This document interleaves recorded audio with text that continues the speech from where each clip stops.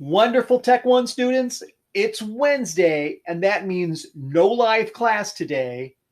You can stop applauding now.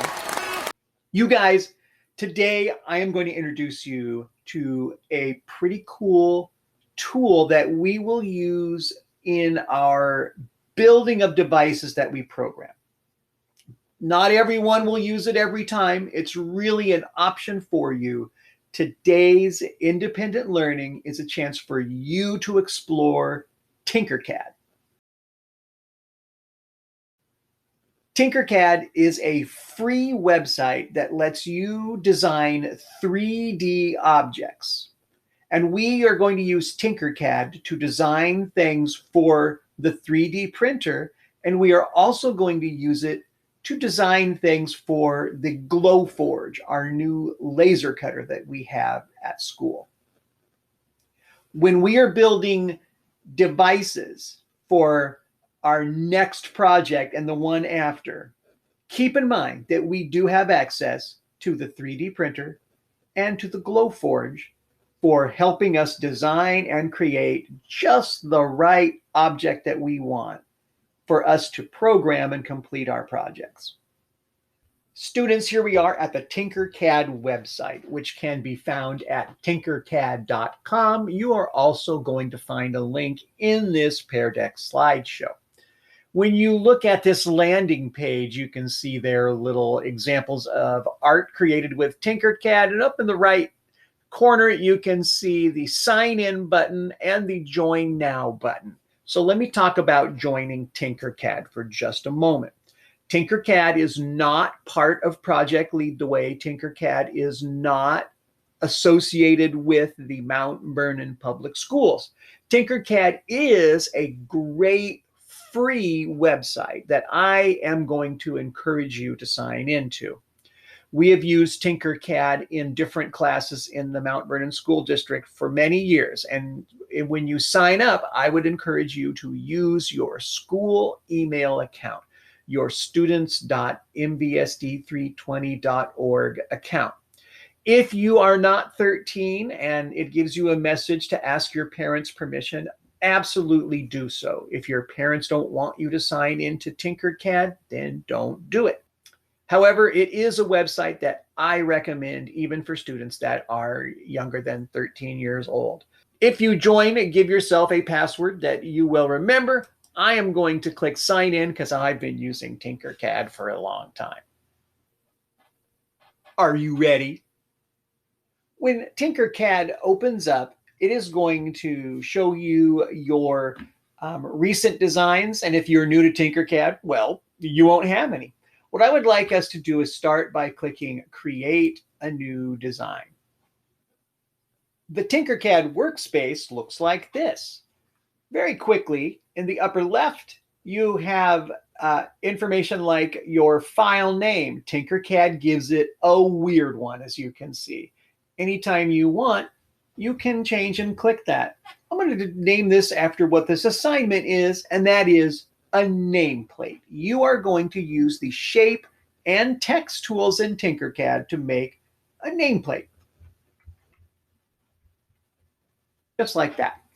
And on the big part of the screen, the workspace, this virtual flat surface is called your work plane.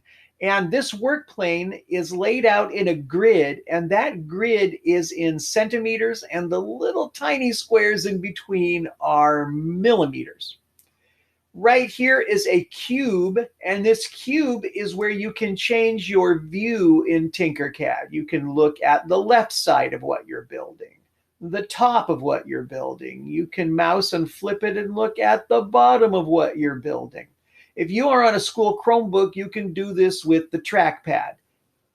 I'll be frank with you, it works better with a mouse, but you can do it with a trackpad. Over here, you have work plane options, and you can also click to bring in a ruler.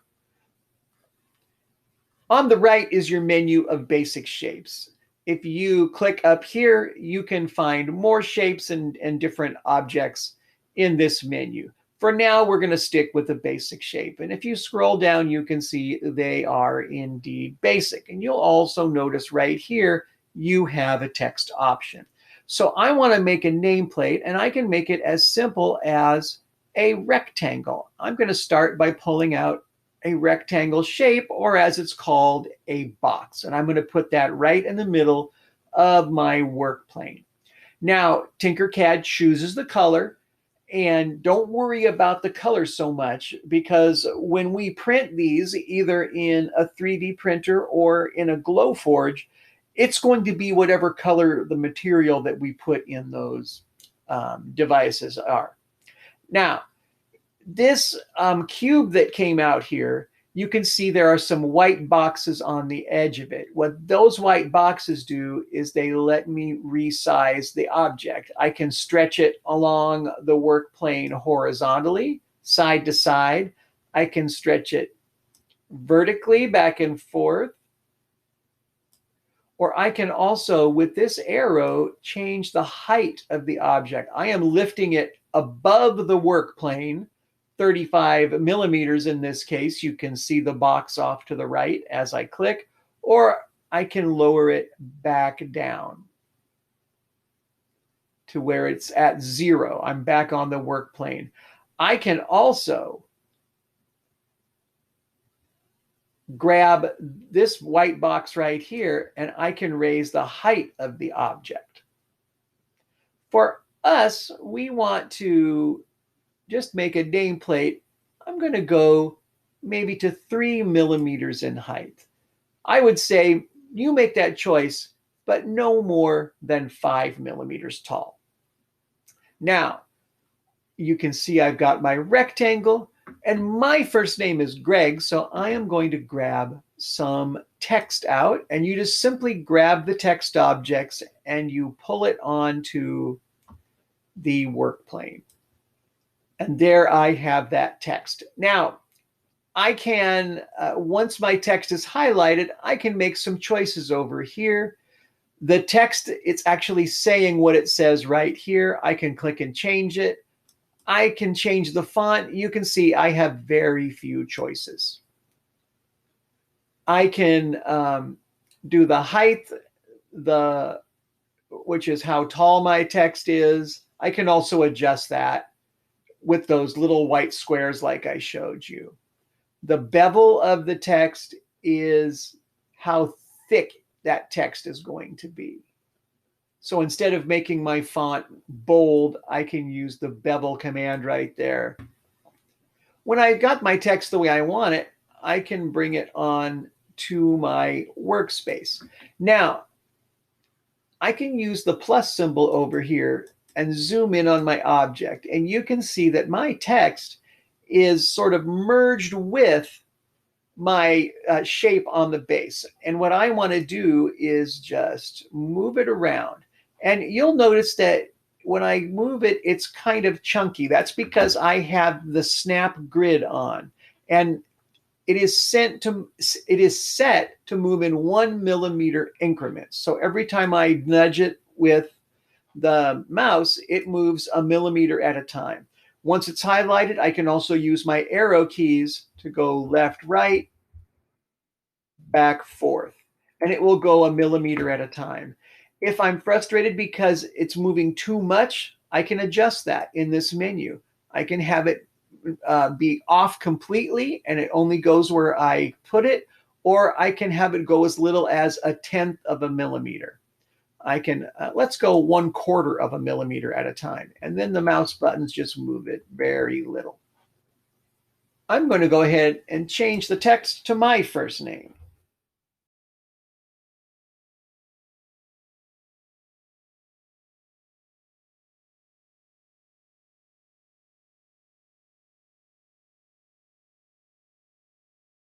Now, there's a couple different ways I can go about this. Make it a little bit, oops, that's my shape that's highlighted. Notice I changed that. I'm going to make it a little thicker. Now I can click on my letters and I can adjust their height as well.